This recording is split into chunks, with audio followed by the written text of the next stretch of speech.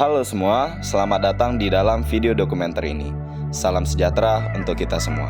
Jadi, di dalam video ini kami siswa dari SMA Santo Yosef Denpasar mewawancarai beberapa tokoh pemimpin agama dan menanyakan pendapat mereka tentang keharmonisan dalam keberagaman.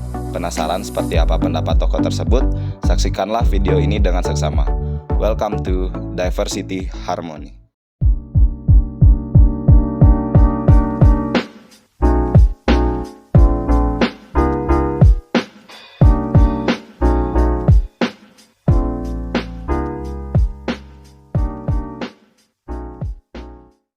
Selamat pagi Pak. Selamat pagi.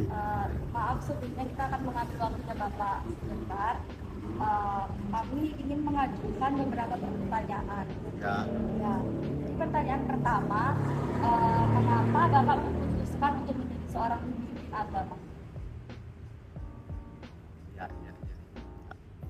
Langsung dijawab nih. Ya Pak. Untuk menjadi seorang pemimpin di agama, untuk pribadi saya itu bukan pilihan, tetapi melihat apa yang menjadi kebutuhan di dalam umat yang di bawah. Pertama, saya ingin mensedekahkan atau menginfakkan atau memberi apa yang saya miliki. Kedua, apa yang menjadi kebutuhan di dalam umat yang di bawah. Lalu karena mendapat sambutan dari itu, lalu akhirnya saya akan memberikan apa yang saya miliki, karena saya tahu bahwa umat butuh apa yang saya punya. 1, 2, 3, akhirnya saya berikan. Disitulah saya memutuskan untuk menjadi seorang. Pak, untuk pertanyaan yang kedua, mengapa sangat penting untuk kita saling menjaga keharmonisan di tengah keberagaman di Indonesia? Keharmonisan di tengah keberagaman di Indonesia ya. Slogan yang kita sudah tahu dari dulu ialah bersatu teguh, bercerai runtuh. Itu patokan yang kita pegang. Kita tahu bahwa di Indonesia ini kan begitu banyak beraneka ragam agama, beraneka ragam budaya, suku dan lain-lainnya, sehingga dengan patokan bahwa kalau bersatu kita bisa teguh, bercerai kita runtuh juga. Dan sesuai dengan Bhinneka Tunggal Ika kita, bahwa persatuan itu akan menjadi kuat ya, Pertanyaan selanjutnya, apakah Bapak pernah tempat ibadah yang Bapak pimpin melakukan aksi nyata keharmonisan antar umat beragama?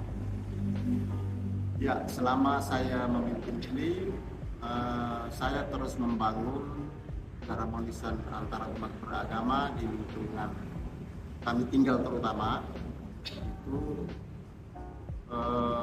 terus kita bangun, dan saya selalu mengatakan kepada umat saya, jemaah saya, bahwa kita tidak boleh membedakan manusia antara manusia yang satu dengan manusia yang lain. Itu kami lakukan seperti pada saat Idul Kurban, membagi daging kurban itu tidak hanya di kaum muslimin saja, tetapi kita akan membagi ke semua manusia yang ada di sekitar kita. Di sekitar kita itu kita akan bagi, jadi baik umat Hindu, Nasrani, Cina, Konghucu, siapapun dia yang berada di sini pasti kami berikan semua. Itu satu. Kedua, pada saat setiap kali ada kegiatan keagamaan, entah itu agama Hindu punya hari raya besar ataukah Nasrani punya hari raya besar, kami selalu melakukan silaturahmi. Kedua, ketiga, kami buktikan dengan keseharian kami ialah setiap ada kegiatan di masjid ini selalu kami libatkan dari agama Nasrani maupun Hindu dalam pengamanan selama perjalanan. Baik, untuk pertanyaan terakhir Pak, bagaimana pendapat Bapak tentang keharmonisan antar umat beragama yang merenggang karena permasalahan konflik? Harmonisan dengan politik ya, sebetulnya membuat kerukunan, keharmonisan hidup di dalam masyarakat itu dengan politik itu selalu dibenturkan, karena itu pemisahnya sangat tipis ya. Setiap kegiatan itu kalau diniatkan dengan menyusup politik itu akan bisa terjadi. Jadi di sini saya sebagai pemimpin selalu mengatakan bahwa kalau bisa sebisa mungkin itu pisahkan kegiatan agama dengan politik. Pisahkan. Kalau kegiatan agama harus fokus dengan kegiatan agama. Kalau mau masuk di jalur politik silakan bergerak di jalur politik. Jangan sampai dicampur adukkan.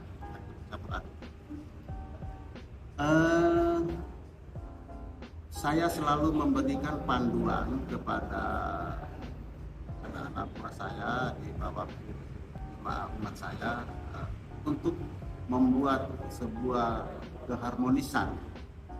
Bagaimana cara kita bisa hidup dengan baik dan harmonis. Itu ada banyak sekali poin-poin yang harus kita lakukan.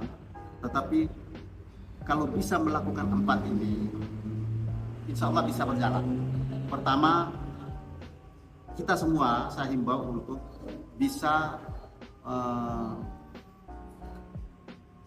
bijak dalam melihat kekurangan setiap orang. Itu satu. Kedua, menempatkan persoalan pada porsinya kalau mau hidup harmonis. Jadi pertama ialah bijak melihat kekurangan. Semua orang ini kan punya kekurangan masing-masing. Tidak mungkin manusia itu sempurna. Makanya kita diminta untuk bijak melihat si A ini kekurangannya seperti ini, si B kekurangannya seperti ini. Nah, lalu kita tidak boleh mencela bahwa kamu kok bisa kurangnya, kamu kok bisa begini lemah. Itu tidak boleh. Karena setiap orang itu punya kelemahan dan juga punya kelebihan. Makanya saya bilang harus bijak melihat kekurangan orang lain. Kedua ialah menempatkan persoalan pada porsinya. Jadi persoalan itu harus pada realnya kita tempatkan. Tidak boleh dicampur aduk sana kemari lalu menjadi kisruh. Nah, ketiga ialah harus mengakui bahwa setiap orang itu juga punya kelebihan. Dia punya kekurangan, kita harus bijak melihatnya. Kita juga harus mengakui bahwa si A itu punya kelebihan, dan itu harus kita akui. Yang keempat ialah harus bisa mengakui dan menerima secara ikhlas bahwa saya juga punya kekurangan. Nah, kalau 4 poin itu bisa kita jalankan, insya Allah itu hidup bisa jadi harmonis. Kira-kira begitu.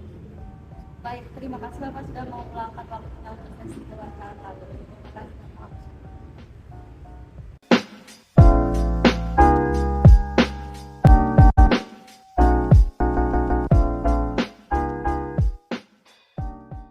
Selamat pagi Bu, kami di sini izin menanyakan beberapa pertanyaan. Jadi untuk pertanyaan yang pertama, mengapa Ibu memutuskan untuk menjadi seorang pemimpin agama Bu?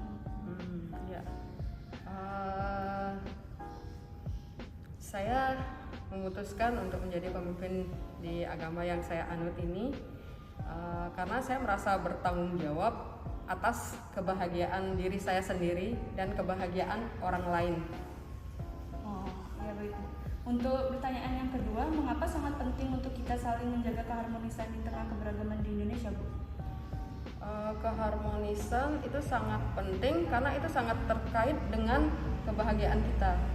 Kita bisa bayangkan kalau negara kita tidak antar umat beragama di negara kita tidak harmonis, bagaimana kita bisa hidup bahagia.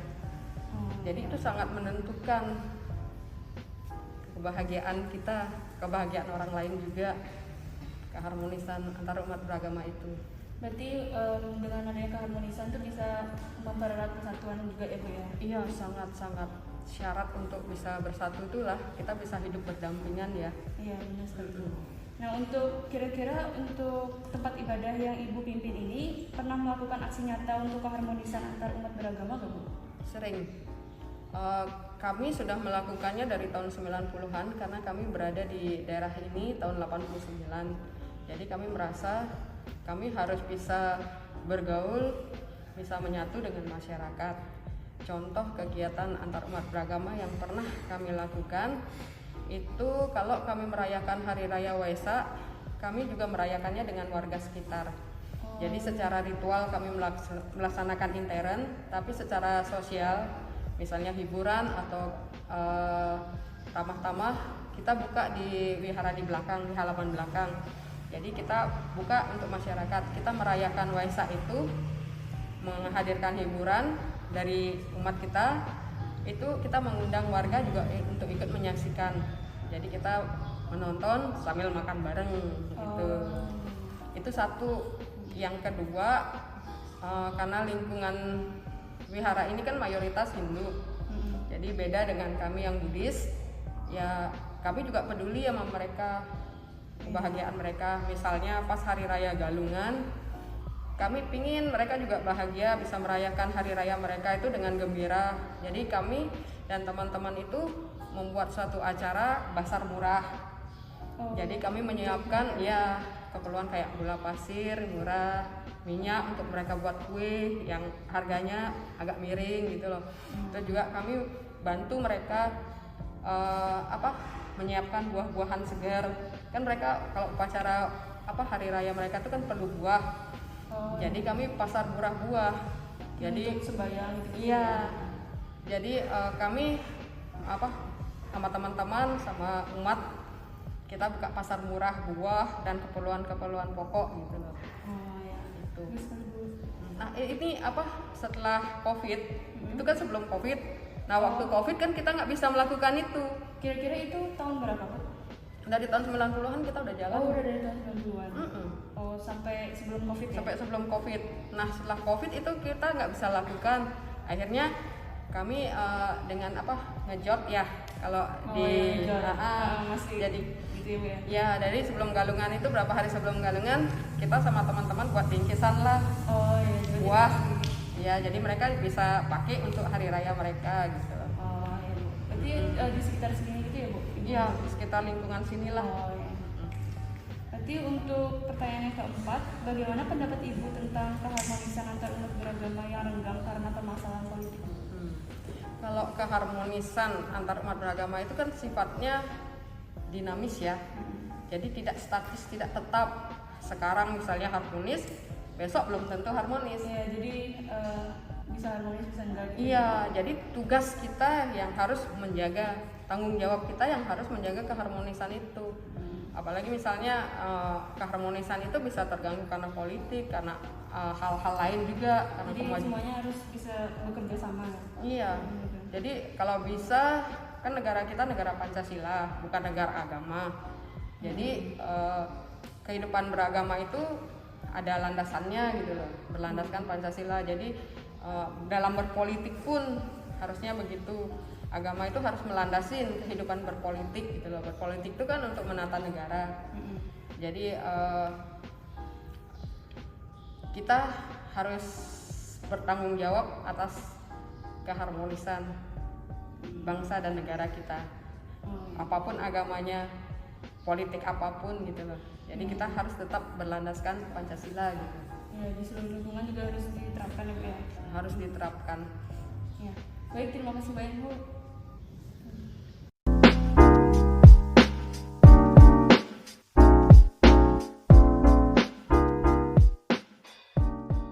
Baik, selamat pagi Romo. Jadi saya akan mewawancara Romo dengan memberikan beberapa pertanyaan. Baik, pertanyaan pertama itu mengapa Romo memutuskan untuk menjadi seorang pemimpin agama? Menjadi Romo itu pilihan pribadi, panggilan menjadi Romo itu seperti orang memilih menikah itu kan suatu panggilan untuk memilih menikah. Romo juga memilih jadi Romo itu adalah panggilan. Oke, baik. Seperti panggilan hati begitu ya, Romo ya. Jadi untuk pertanyaan kedua, mengapa sangat penting untuk kita saling menjaga keharmonisan di tengah keberagaman agama di Indonesia ini, Romo? Ya, keharmonisan kan sama dengan toleransi toh. Toleransi, tapi ya, keharmonisan itu atau toleransi ini tercipta kalau orang mau rendah hati. Hidup harmonis di dalam rumah tangga itu perlu orang rendah hati. Di dalam masyarakat juga seringkali kita menjadi tidak harmonis karena orang tidak rendah hati, orang mengadakan superioritas mungkin budaya, kultur atau mayoritas seperti itu, maka menjadi tidak rendah hati, menganggap rendah, merendahkan orang lain atau merendahkan orang lain, maka harmonis yang kita harmoni yang kita inginkan tidak terwujud. Ya. Orang boleh sekolah banyak, tapi kalau tidak rendah hati, orang tidak bisa jadi tidak menghargai orang. Banyak dokter, banyak profesor, tapi ketika tidak rendah hati dia tidak menghargai orang. Itu kita mempertanyakan gelarnya. Ya. Jadi kayak harus tetap rendah hati walaupun sebagai apapun kita ya. Selanjutnya, bagaimana pendapat Romo tentang keharmonisan antara umat beragama yang renggang karena permasalahan politik yang ada di Indonesia ini? Ya, kalau seringkali kan kita kan tidak tetap pendirian, kita mudah dihasuti, bawa ke sana kemari. Orang Indonesia itu kan ya mau bilang apa ya, cepat apa pengaruhnya, mudah dipengaruhi, ya. Jadi kadang-kadang karena sejarah masa lampau mungkin secara global ya, atau pengalaman mungkin tingkat kampung, tingkat Banjar, ya juga mungkin leluhur mereka dahulu itu terbawa-bawa, lalu sentimen antar Banjar dan Banjar itu ada karena sejarah masa lampau itu terbawa. Sebenarnya kita belajar sejarah itu dibagi dua, ada satu bagian dipesankan oleh guru untuk kita lupakan, dan ada satu bagian yang dipesankan oleh guru supaya kita ingat itu. Tapi seringkali kita tidak mau lupakan yang negatif, terbawa-bawa terus. Akhirnya dalam arti yang skala kecil seperti Banjar yang banyak juga bisa menjadi harmonis, ya. Apalagi dengan negara lain. Sebenarnya kita tidak kuasai sejarah, tapi ketika kontak dengan orang yang oleh leluhur kita, oleh pendahulu kita menjudge orang itu negatif, kita mau terus. Padahal zaman ini kan bisa berubah kok, dari waktu ke waktu bisa berubah. Yang dulu diadili oleh leluhur kita sebenarnya sudah berubah menjadi positif, tapi image kita ya orang Indonesia itu ya begitu, seringkali terbawa-bawa seperti orang bilang munafik. Jadi kayak tetap diingat gitu ya? Iya, tidak mau dilupakan. Tidak mau sudah dilupakan. berbeda zamannya. Sudah beda zaman. Itu, Iya.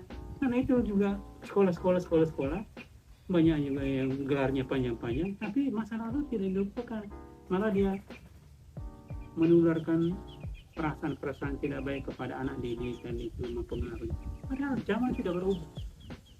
Jadi kalau omong bicara toleransi atau mungkin secara global orang bilang syarat, ya syarat suku, agama dan yang lain, ras, itu bukan soal pengetahuan, tapi soal wawasan kita tentang orang lain, tentang hidup kita, tentang ini.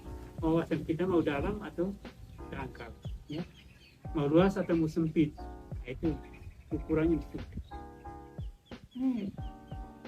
Sering kali orang gelarnya memang bagus, tapi wawasannya belum tentu bagus. Ya, karena itu kita belajar supaya membangun persaudaraan. Ya, kita punya semboyan Bhinneka Tunggal Ika ini jangan hanya di mulut, tapi itu harus dari generasi ke generasi kita betul-betul budaya Pancasila. Orang mungkin hanya menghafal Pancasila tapi tidak menghayati. Belajar harus sampai nilainya, bukan sampai ya mengetahui sesuatu, tapi sampai nilainya apa di balik itu ada nilainya. Ya, saya kira itu yang saya bisa sampaikan untuk kamu. Kamu masih belajar sampai menemukan nilainya apa sih. Ya.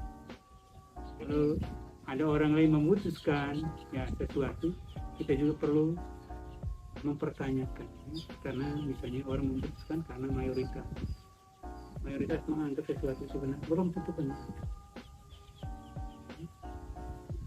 Baik, mungkin itu saja yang saya pertanyakan tanyakan kepada Iya. Robo, dan terima kasih atas jawabannya Baik, ya terima Robo. kasih banyak. Ya, ya.